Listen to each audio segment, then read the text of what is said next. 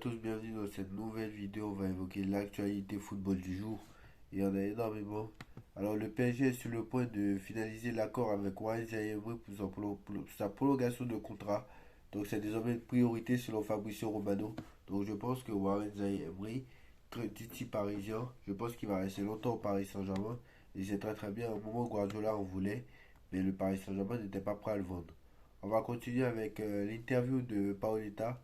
La déclaration de Paoletta qui nous dit: Je suis très content de voir enfin un entraîneur au PSG qui affirme que l'équipe est plus importante que n'importe quel autre joueur.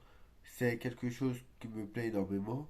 C'est le premier entraîneur que je vois à Paris depuis longtemps tenir de tels propos. Donc ça veut dire que vraiment les joueurs se prenaient au-dessus du vestiaire et que ça fait très longtemps que ça a duré.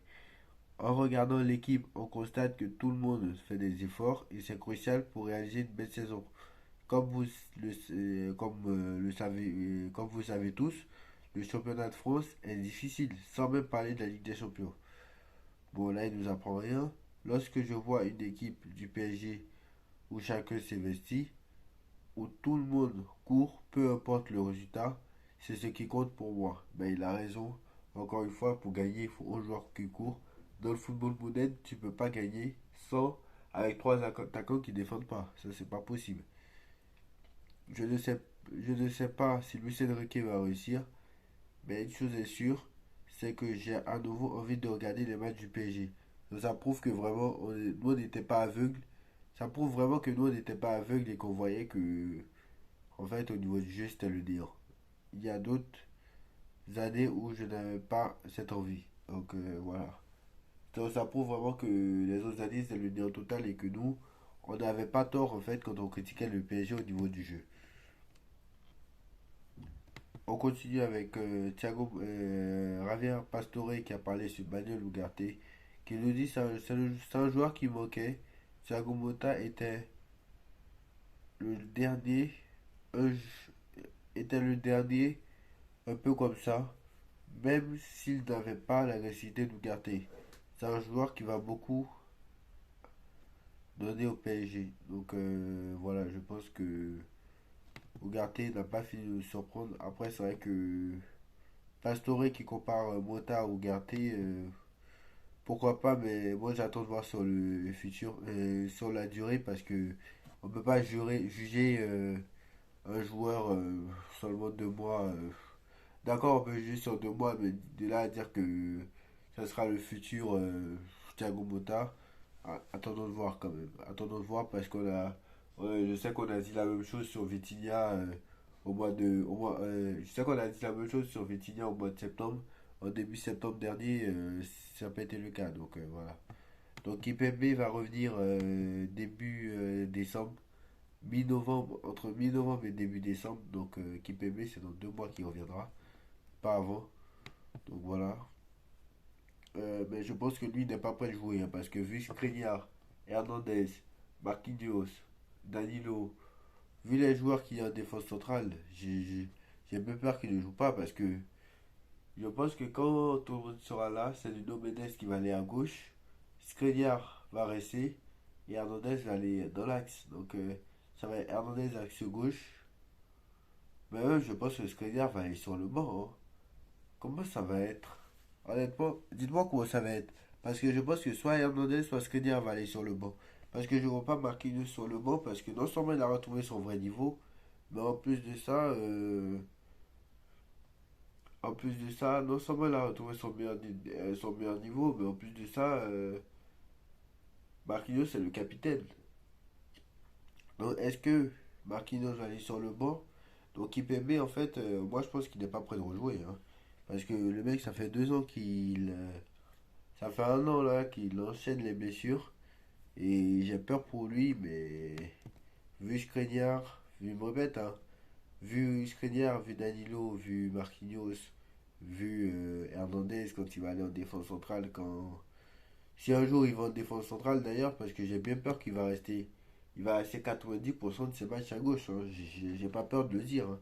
Parce que Nuno Mendes, c'est, il a des jambes de feu. il va à 300 km/h. Lui, c'est un No Mendes, c'est un TGV. Mais le mec, c'est un TGV en plastique. J'ai pas peur de le dire. Le mec, c'est un TGV, mais c'est un TGV en plastique.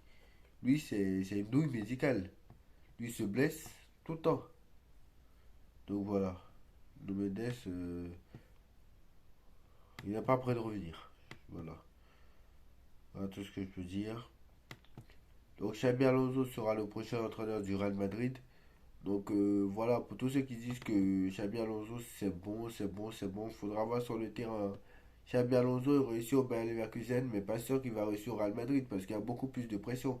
Et Xabi Alonso, c'est pas comme s'il entraînait depuis 15 ans. Xabi Alonso, c'est avant-hier qu'il a commencé à entraîner. Alors certes, il a joué au Real Madrid, c'est très très bien, comme Xavi a joué au FC Barcelone, mais il va falloir un temps d'adaptation. Et Xabi Alonso au Real Madrid, c'est pas si évident que ça. Donc voilà. Donc maintenant que Florentino Pérez a choisi Xabi Alonso, moi je pense que Zidane, c'est le moment de retrouver un bord. Parce que tu n'as plus jamais entraîné. Moi Zidane, dans tous les cas, moi je vais vous dire, hein, on en parlera de Zidane tout à l'heure.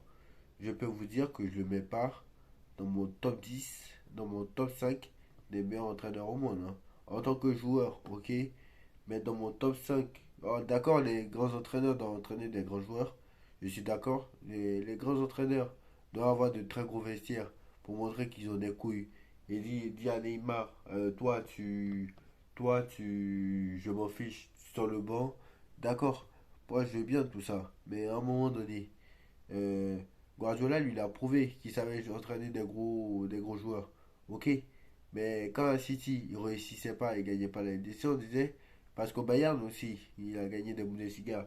Mais qui n'aurait pas gagné des Bundesliga avec l'équipe qu'il avait? Donc à City, au Bayern, on les fracasse. On le fracassait d'ailleurs. Pardon. On le fracassait, mais depuis l'année dernière qu'il a gagné la Ligue des Champions, on le laisse un peu tranquille. Donc voilà. Donc pour moi, Zidane, un gros coach, je suis pas sûr parce que le mec avait. Je peux vous dire hein, l'équipe de Zidane. Navas dans les buts, Cavaral à droite, Marcelo à gauche, Varane, la paire, Ramos, Varane, Casemiro, Kroos, Modric, Bale à gauche, Ronaldo à droite, Benzema. Donc parmi tous ces joueurs-là, je peux vous dire que, bref, tous sont des joueurs de classe internationale. Asensio sur le banc, il n'était pas mauvais. Isco en plus de ça. James Rodriguez. Bref, il y a beaucoup de joueurs. Pep, qui était à l'époque au Real Madrid. Bon, Pep, je crois, il a quitté avant, mais Pep, il était là en 2016, par exemple. Donc, arrêtez de me dire que Zidane, c'est un gros coach, hein. Donc, le PSG ne devait pas sanctionner Ronald Colomboigny, Ousmane Dembélé, David Kusama, Hakimi pour avoir insulté pour avoir entonné le Marseillais Nikue ta mère. Donc voilà, je vais pas dire le mot. En gros, il a dit Nikue Mere. Bref, ceux qui n'ont pas compris, c'est leur problème. Bref, écoutez bien, mais je vais pas dire le mot.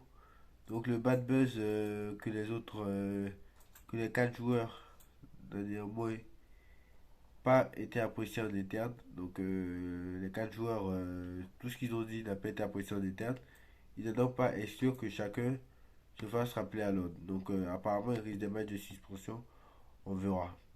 Abir Tebas qui nous dit les chances que Mbappé soit en Liga la saison prochaine, 70 à 80 MDR. Moi je pense entre 0 et 20 parce que très clairement, Mbappé, on lui a demandé, et on lui a donné tout ce qu'il veut.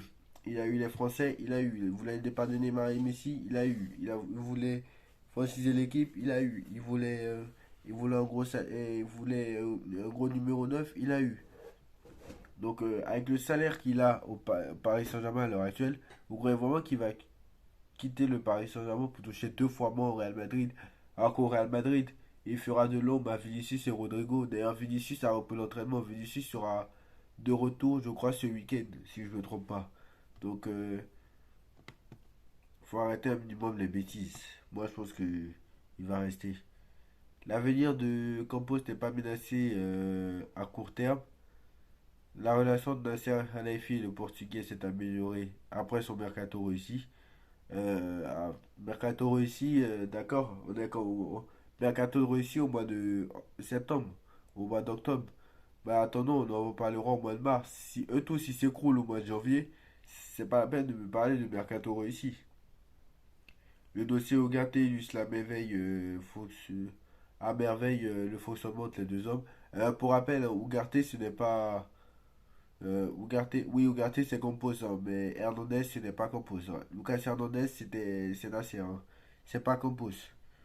La banderole, et d'ailleurs aussi, Campos a fait une partie du mercato. Nasser a fait une autre partie, hein, parce que à un moment donné, on a dit que Campos ne pouvait plus intervenir sur le mercato. Donc voilà, donc Nasser a pris les commandes en main pour Skriniar. Et bon, Skriniar c'était gratuit, c'était fait depuis février ou depuis janvier. Mais Hernandez, c'est pas Campos, hein. Donc la banderie est pareil pour Colomani aussi, c'est pas Campos. Donc voilà. Gonzalo Ramos, c'est 7 Campos, mais pas Colomani et peut-être même pas Barcola aussi. La banderole. Alors Barcola, moi je pense que c'est Luis Enrique parce que c'est lui qui le voulait. Donc voilà. La banderole Courage Campos déployée par le CUP, collectif Ultra Paris, pour tous ceux qui ne savent pas, aide aussi Nasser El-Khelaifi dans sa décision. Donc d'après le Parisien, donc Campos devrait rester et n'est pas menacé à court terme. Donc voilà, après l'équipe MB qui devrait venir mi-novembre, début décembre, avec la concurrence en défense centrale, je ne sais pas s'il il va jouer, hein. Donc voilà. Donc la FIFA va analyser un peu les joueurs incriminés. Et voilà. Donc la Ligue va analyser les images concernant les propos des 4 joueurs Ronald Colomwani, Achraf Hakimi, Dembélé et Kurzawa, et les sanctions pourraient tomber. Donc il pourrait y avoir des matchs de suspension pour ces joueurs que je viens de vous citer. Maintenant, on va parler de Zinedine Zidane. Alors Zidane, Xabi Alonso, c'est un bon choix pour le Real Madrid. Est-ce qu'il y avait meilleur à l'heure actuelle? Je ne sais pas. Mais bon, allez. On va dire on fait confiance à Xabi Alonso, mais c'est un club où il y a la pression, quoi. Tu ne gagnes pas, tu t'en vas. Donc si Xabi Alonso, comme on dit sa première année, c'est une huitième de finale, ça va pas aller. Et c'est pas comme si c'était impossible, hein. L'année prochaine, on ne sait pas ce qui peut se passer. En une saison, on ne sait pas ce qui peut se passer. Et donc voilà, pas oublier que Xabi Alonso, c'est un grand joueur, certes, mais qui n'a pas l'habitude de ces gros vestiaires. Donc voilà, moi je veux bien, mais voilà. À raison garder, il va falloir aussi regarder dehors. Non, moi j'aimerais parler de Zidane. Alors Zidane, c'est très très bien, tu as gagné 3 Ligues des Champions. Bravo à toi. Avec l'équipe que tu avais, c'était un peu normal. Je vais pas réciter l'équipe, hein. Naples, Navas dans les buts, pardon. Navas dans les buts. Cavaral à droite. Marcelo à gauche. Ramos, Varane dans l'axe. Kroos, Casemiro, Modric. Ronaldo à droite. Bale à gauche. Benzema dans l'axe. Benzema, l'un des meilleurs neufs du monde à l'époque. Ronaldo, 5 ballons, 4 ballons. J'ai même pu en parler. Ronaldo, 4 ou 5 ballons d'or à l'époque. Parce que en 2016, il a gagné. En 2017, il a gagné. Donc voilà, 4,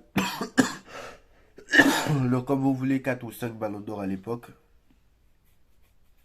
Donc Modric, qui a eu un ballon d'or après. Bon, après, Modric, il a gagné après que Zidane soit parti. Donc voilà. On ne peut pas dire que le retour de Zidane au Real Madrid soit vraiment été réussi. Voilà. La première saison, quand il arrive, bon, il arrive en cours de saison en plus. Il est carrément arrivé à la fin de l'année 2018-2019. Il a fait la saison 2019-2020. Il était mis en huitième de finale de Ligue des Champions par City, qui, bon, c'était City, mais normalement il était censé gagner. J'ai pas peur de le dire. Euh, Après, bon, il a fini champion d'Espagne, mais face à un Barça qui était à l'époque faible. Il n'y a pas peur de le dire. Ça aurait été le Barça. Le Barça, ça fait des années que le Real aurait dû les battre. Ça doit faire des années, vu les claques qu'ils prenaient en Ligue des Champions. Mais ils ont fait longtemps avant de les battre. Euh, même, même la saison 2000, même sa dernière saison 2020-2021 n'a pas été exceptionnelle, je trouve. Moi, pour moi, ça n'a pas été exceptionnel parce que je suis allé en demi-finale de Ligue des Champions, d'accord, mais en huitième de finale, tu as failli même te faire éliminer en poule, souvenez-vous. Moi, je m'en souviens, hein. Le Real Madrid en 2020-2021. Et comme j'ai mon ordinateur devant moi, je vais regarder. Euh, on va vérifier. Comme j'ai mon ordinateur devant moi, on va vérifier le Real Madrid en 2020-2021. Donc, alors, pour rappel, la saison 2021, 2020-2021. Alors, au Real Madrid, la saison 2020-2021. Donc, oui, pour rappel, Ramos était là, mais Ramos était beaucoup blessé. Donc, voilà. Ah oui, voilà.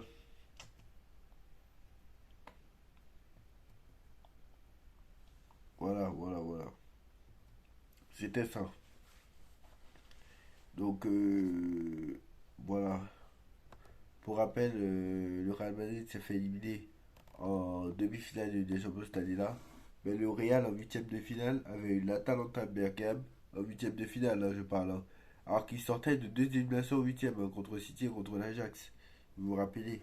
Donc, en huitième de finale, ils ont eu l'Atalanta Bergame. En quart de finale, ils ont eu Liverpool. Liverpool 2020-2021, allez regarder la saison et je rigole pas.